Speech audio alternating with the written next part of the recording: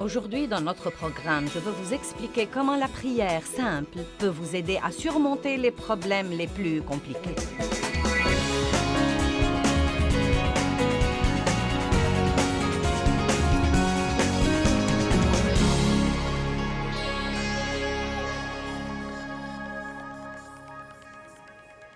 Ce qui compte dans la prière, c'est la sincérité du cœur.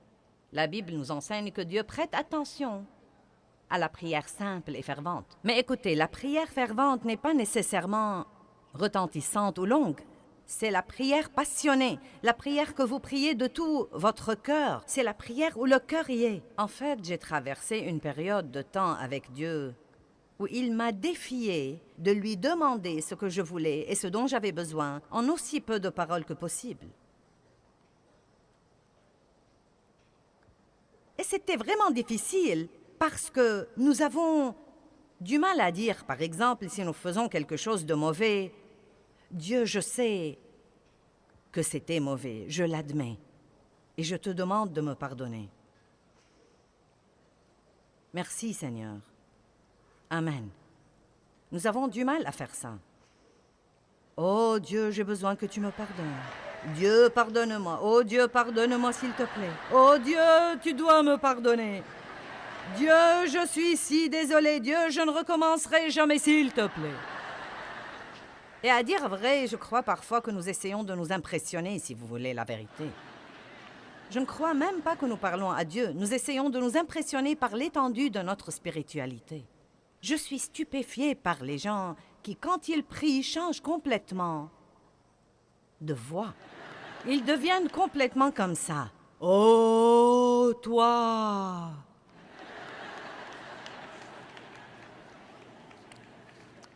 Donc, je ne sais pas ce que vous en pensez, mais la prière est une conversation avec Dieu. C'est demander à Dieu de répondre à vos besoins ou aux besoins de quelqu'un d'autre. C'est le louer, c'est le remercier, c'est l'adorer. C'est lui confier des choses et lui consacrer des choses. C'est beaucoup de choses merveilleuses qui devraient faire partie de la vie de tous les jours. Tout comme la respiration. La prière devrait être comme la respiration. Ne pas prier est un péché. La pire chose qui puisse arriver si vous ne priez pas, c'est rien. En d'autres termes, si vous ne priez pas, rien n'arrivera. Eh bien, quelles sont certaines des raisons pour lesquelles la prière n'est pas exaucée? Tout d'abord, je ne sais pas si nous pouvons dire qu'une prière n'est pas exaucée. En fait, Dieu ne dit pas toujours oui. Vous savez, Dieu dit parfois, pas maintenant. J'ai en fait entendu des gens dire que Dieu ne dit pas non, mais je ne crois pas ça. Si je demande quelque chose qui n'est pas la volonté de Dieu, il me dira non. Sinon, je croirais qu'il ne m'aime pas. Parfois, il dit « attends ». Parfois, il dit « oui ». Et parfois, il dit « non ». Mais une des choses que nous devons comprendre, c'est que quoi qu'il dise, ce qu'il dit est toujours juste. Et si Dieu dit « attends », c'est que c'est mieux pour moi d'attendre. Quel que soit ce que ça me fait mal, quel que soit ce que j'en pense, il y a une certaine raison pour laquelle ce n'est pas bon ou ce n'est pas mieux pour moi d'avoir cette chose maintenant. Si Dieu dit « non », il n'essaye pas de me cacher des choses, il n'essaye pas de m'empêcher d'avoir quelque chose que je veux. Il a simplement quelque chose de meilleur en tête, et je ne suis pas assez intelligente pour savoir comment le demander. Donc, je suis reconnaissante que Dieu me donne ce qu'il sait que je devrais avoir. Et laissez-moi vous dire quelque chose, bien-aimé. Quand vous arrivez au point où vous pouvez faire confiance à Dieu dans ces choses-là, ce que la vie peut devenir douce. Car vous n'êtes plus obligé de lutter avec les choses tout le temps. Vous savez ce qui nous contrarie? Essayez de faire que quelque chose se produise, que seul Dieu peut en fait produire. Allez, comprenez ça ce soir. Essayez de faire que quelque chose se produise, que seul Dieu peut produire. Puis-je vous dire quelque chose? Vous ne pouvez pas changer les membres de votre famille. Bulletin, flash, flash du ciel. Vous ne pouvez pas changer les membres de votre famille. Vous pouvez leur donner l'exemple. Et à dire vrai, si nous faisons un petit effort pour donner l'exemple un peu plus, et si nous fermons notre bouche un peu plus, et si nous arrêtons de dire à tout le monde ce qu'ils devraient faire, eh bien, c'est encore tôt et je prêche bien déjà.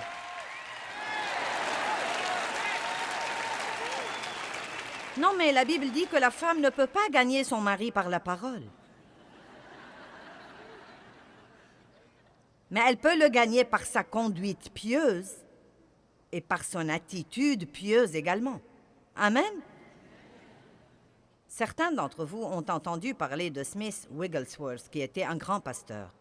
Il était plombier et il a fini par devenir pasteur. Mais bien avant de devenir pasteur, il avait une femme pieuse et il était méchant avec elle au plus haut degré. Il ne voulait pas qu'elle aille à l'église, mais elle y allait quand même. Elle disait qu'elle n'allait pas abandonner sa relation avec Dieu et sa communion avec les autres croyants. Et il l'enfermait dehors. Et quand elle revenait à la maison, la porte était fermée. Et elle se couchait dehors et s'endormait. Et le matin, il avait mauvaise conscience. Il lui ouvrait donc la porte et la laissait entrer. Elle lui disait « Bonjour, Smithy » et elle lui préparait son petit déjeuner. Je sais ce que j'aurais fait, ça n'aurait pas été « Bonjour, Smithy ».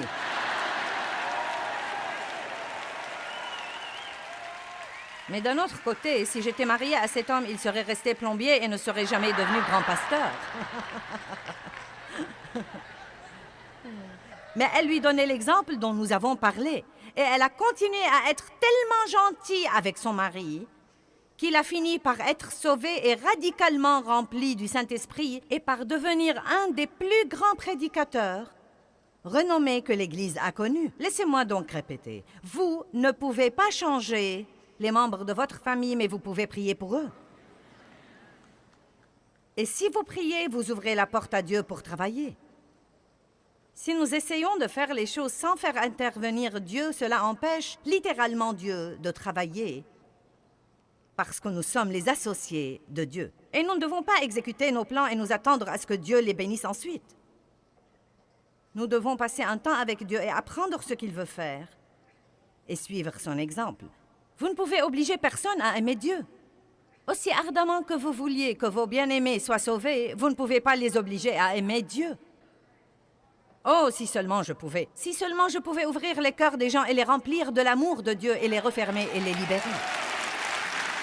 Vous savez, quand vous connaissez la vie que quelqu'un pourrait avoir et que vous le voyez faire des erreurs et détruire sa vie, non mais vous voudrez juste... Mais vous ne pouvez obliger personne à aimer Dieu. Et quand j'ai finalement compris ça, ça m'a délivré d'une grande pression. On n'oblige personne à aimer Dieu. Chacun de nous doit faire son choix personnel. Et là encore, je crois vraiment...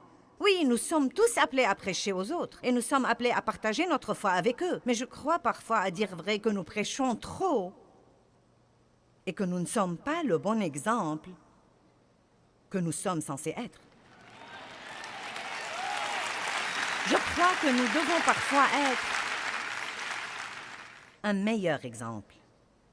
Et donc, si nous croyons à la puissance de la prière et que nous commençons vraiment à prier pour les choses pour lesquelles nous peinons et nous travaillons, nous pourrons nous détendre et jouir de notre vie pendant que Dieu travaille. Vous voyez, je suis arrivée au point où je crois vraiment que Dieu travaillera si je prie. Je le crois parce que j'ai prié pour vous. J'ai prié toute la semaine et j'ai prié pour des choses très spécifiques aujourd'hui. J'ai prié dans la chambre du fond avant de venir ici. Et j'ai prié Dieu de faire quelque chose en vous.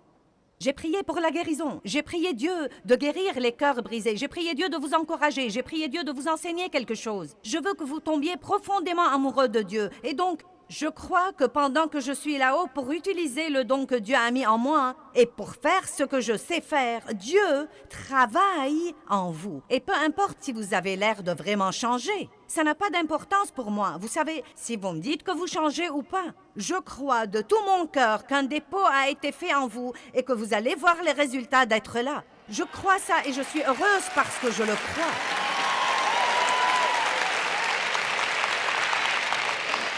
Je suis heureuse au plus haut degré, car je crois en ce moment que je suis au milieu de la volonté de Dieu. Et je crois que ce que je fais, je le fais de mon mieux. Et je crois que la parole de Dieu va avoir un effet sur vous. Savez-vous quand j'étais malheureuse? Quand je venais ici et pendant que je prêchais, j'observais les visages des gens qui sont dans la salle. Quelqu'un faisait...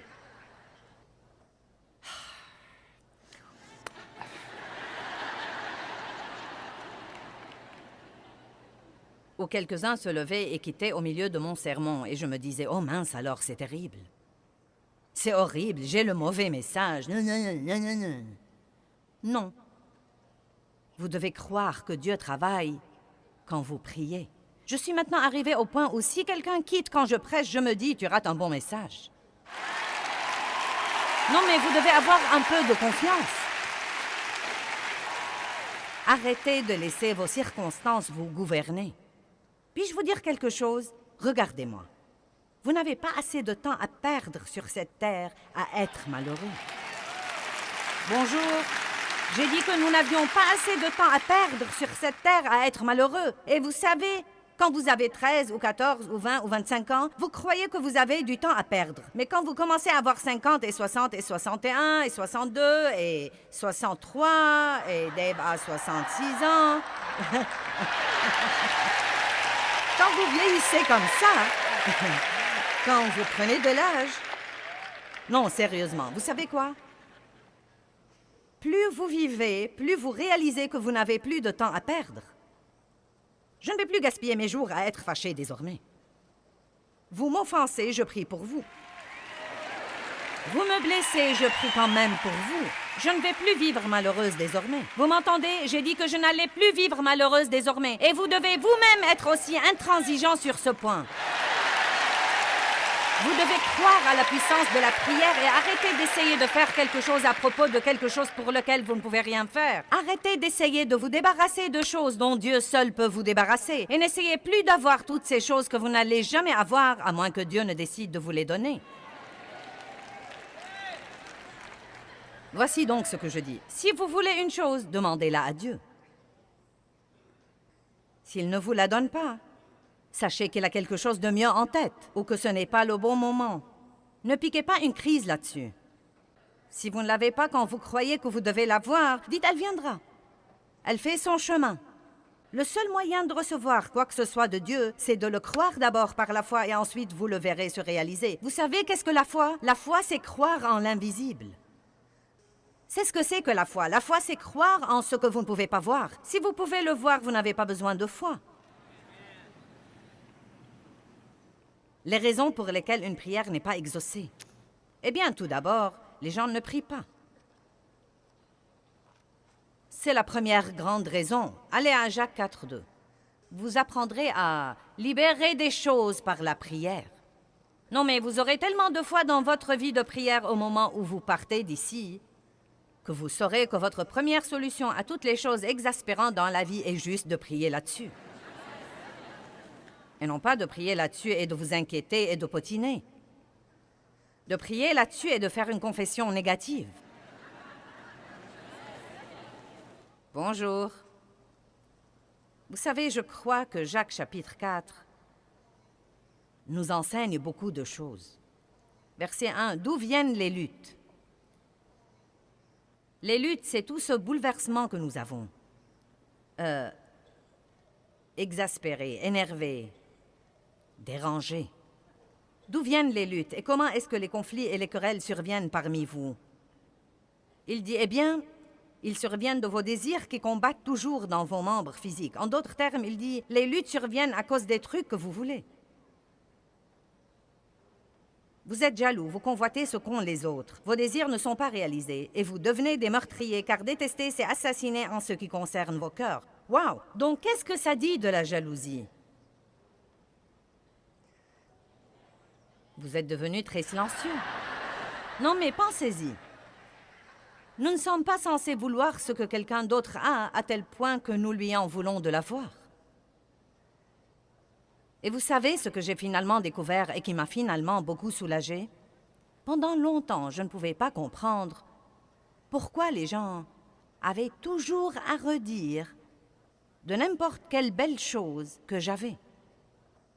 Quand vous êtes exposé à l'opinion publique, tout le monde se mêle de vos affaires. Et si vous avez une belle voiture, quelqu'un dira « Je ne crois pas que tu dois la conduire. » Si vous faites ceci, je ne crois pas. Non, non, non, non, non, non. Mince alors, tu as vu la tenue qu'elle portait? Vous savez ce que j'ai finalement compris? Ils s'en fichent pas mal de ce que je l'ai. Ils sont jaloux car ils ne l'ont pas.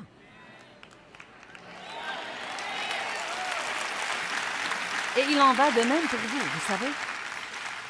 Vous achetez une jolie maison, et certains de vos amis seront jaloux et médiront de vous. C'est juste parce qu'ils veulent une maison comme vous, mais ils ne savent pas comment s'y prendre pour l'avoir. Il dit ici, d'où viennent les luttes? Qu'est-ce qui nous garde vexés? Je n'ai pas le temps d'être contrarié par ce que quelqu'un d'autre a. Nous n'allons pas comparaître devant Dieu à la place des autres. Chacun va comparaître devant Dieu et rendre compte pour lui-même. Chaque homme comparaîtra devant Dieu et rendra compte pour lui-même. Nous ne devons pas nous inquiéter de ce que quelqu'un d'autre fait ou ne fait pas, ou de ce qu'il possède ou ne possède pas, ou de ce qu'il dépense ou ne dépense pas, ou de ce qu'il a ou n'a pas. Car nous n'allons pas répondre de lui. Nous nous épargnerons d'ennui si nous nous occupons de nos affaires. Vous brûlez de jalousie et de colère et vous n'avez pas le contentement et le bonheur que vous voulez. Vous avez des querelles et des luttes. Et franchement, il y a environ 20 ans, la phrase suivante a changé ma vie. Vous ne possédez pas parce que vous ne demandez pas. Quel beau verset. Vous ne possédez pas parce que vous ne demandez pas. Et je me suis rendu compte, ce jour-là, il y a une bonne vingtaine d'années, quand je lisais ce verset et que j'étais une jeune chrétienne et une jeune ministre, frustrée, et j'essayais de faire que toutes ces choses se produisent, et elles ne se produisaient pas, et j'essayais de faire grandir mon ministère, et de faire ceci à mon mari, et cela à mes enfants, et quelque chose d'autre aux autres. Je me fâchais contre les gens parce qu'ils n'ont pas aimé ceci ou cela. Et c'était un soulagement pour moi d'entendre Dieu dire « Tu n'as pas, parce que tu ne demandes pas, tu essayes de faire que quelque chose se produise au lieu de me le demander et de te fier à moi pour avoir les meilleures choses qui soient. » Allons à Ésaïe 65.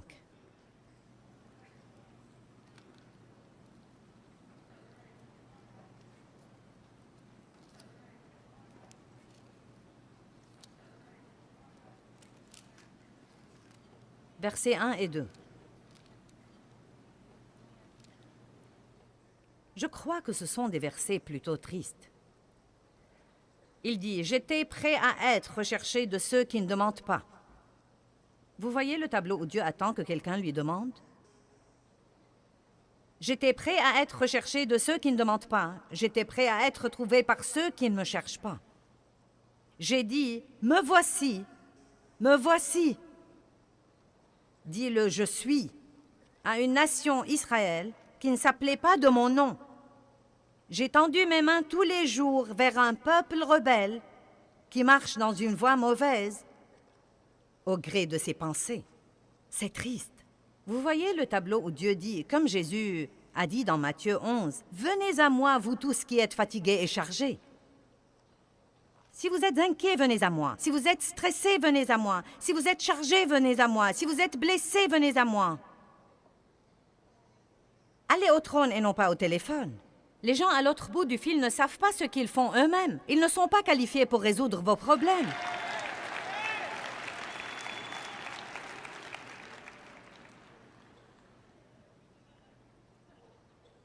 N'est-ce pas un verset génial? « J'étais prêt à être recherché de ceux qui ne demandent pas. » J'ai dit « Me voici, me voici. » Mais personne ne m'a cherché. Dieu est un bon Dieu. Hébreux 11:6 dit « Sans la foi, il est impossible de plaire à Dieu. Et celui qui s'approche de lui doit croire deux choses, que Dieu est et qu'il est le rémunérateur de ceux qui le cherchent diligemment. » Dieu est un bon Dieu. Il attend pour vous faire des choses. Mais vous devez les lui demander.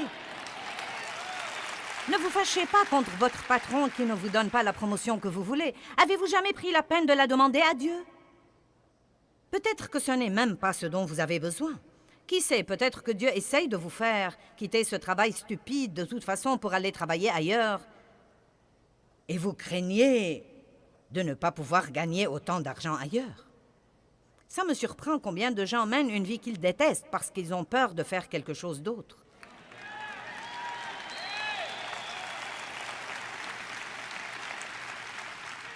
Voici un bulletin du ciel, je l'ai juste reçu. Vous ne pouvez pas suivre le Saint-Esprit et ne pas être heureux. Si vous décidez de suivre le leadership du Saint-Esprit, vous êtes censé être heureux parce qu'il ne va pas vous mener à la misère. Il va vous mener à la justice, à la paix et à la joie dans le Saint-Esprit parce que le royaume de Dieu, c'est ça. Ça alors. Le psaume 2:8 dit « Demande-moi et je te donnerai les nations pour héritage. » Demande-moi et je te donnerai les nations. Ce n'est pas pour moi, je ne suis qu'une ménagère. Ce n'est pas pour moi, je ne suis qu'un mécanicien de camion. Ce n'est pas pour moi, je ne suis qu'un éboueur. Eh bien, vous savez quoi? Ce sont tous des travaux très importants. Mais mince alors, vous pouvez prier pour les nations et vous pouvez prier Dieu de vous donner vos voisins et de vous donner les nations. Si vous n'allez pas prier des prières hardies, vous n'allez jamais rien avoir de Dieu. Vous pouvez avoir un peu, car si vous priez pour un peu, vous pourriez avoir un peu. Mais je préférerais prier pour beaucoup et en avoir la moitié plutôt que d'avoir le peu. Pourquoi donc ne pas prier hardiment? C'est la deuxième raison que j'ai ici pour laquelle les gens croient que leurs prières ne sont pas exaucées ou ne sentent pas que la prière produit grand-chose dans leur vie. C'est que les gens ne prient pas hardiment. Eh bien, Dieu, si tu me fais juste ceci, Dieu, si tu me fais juste cela, je ne veux pas exaspérer personne, j'essaie juste de donner un coup de pied à une vache sacrée, là. Si vous vous écoutez prier ou si vous écoutez tous les autres prier, les gens utilisent constamment le mot « juste ». Dieu, si tu peux juste nous aider. Dieu, si tu peux juste nous oindre. Dieu, si tu peux juste répondre à ce besoin. Dieu, si tu peux juste être là avec nous. Et cela m'a dérangé un jour et j'ai cherché le mot « juste » et il veut dire à peine assez pour se débrouiller. C'est ce qu'il veut dire, à peine assez pour se débrouiller. Mais écoutez-moi, non mais même en le sachant, j'ai vraiment du mal à l'enlever de mes prières. Et je crois que c'est cette attitude innée en nous comme quoi, eh bien, ne vous avisez pas de trop demander à Dieu. Eh bien, Dieu, veux-tu me pardonner juste cette fois? Pourquoi ne pas dire, Dieu, pardonne-moi cette fois, et demain j'aurai besoin que tu me pardonnes encore une fois? Car c'est bien la vérité et Dieu la connaît déjà. Pourquoi ne commençons-nous pas à être des gens réels avec un Dieu réel qui sait tout sur nous? Devinez quoi? Vous ne surprenez pas Dieu. Il savait ce qu'il aurait quand il vous a appelé. Je dis toujours, après que Dieu m'ait appelé au ministère, il n'a pas regardé Jésus une semaine plus tard pour lui dire « Oh non, maintenant qu'allons-nous faire ?» Je me rappelle la femme à qui j'ai parlé dans le magasin.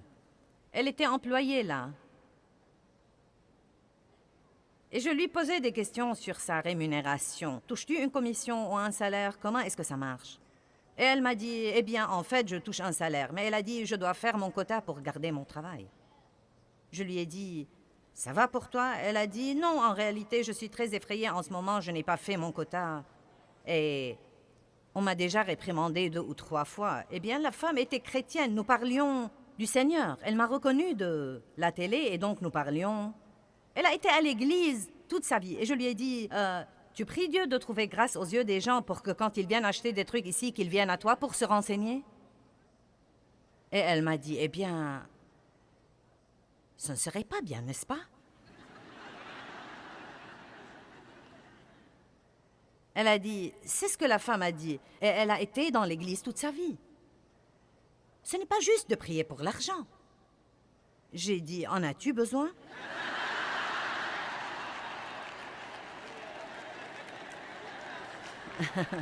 Si tu en as besoin et que tu ne l'as pas, tu devrais commencer à prier là-dessus, car c'est le seul moyen dont tu vas l'avoir. La Bible dit, « Et mon Dieu pourvoira à tous mes besoins. »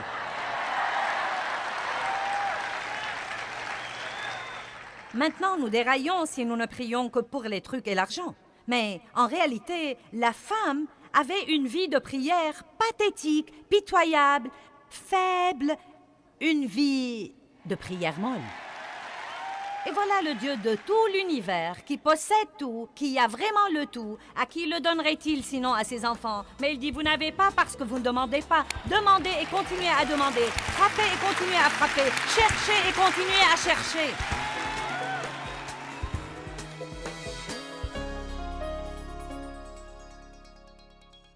Eh bien, Jacques 4,2 dit, vous n'avez pas parce que vous ne demandez pas. Et ça m'a vraiment changé la vie quand j'ai découvert que je ne devais pas travailler aux choses et essayer de faire qu'elles se produisent et que je pouvais les demander à Dieu.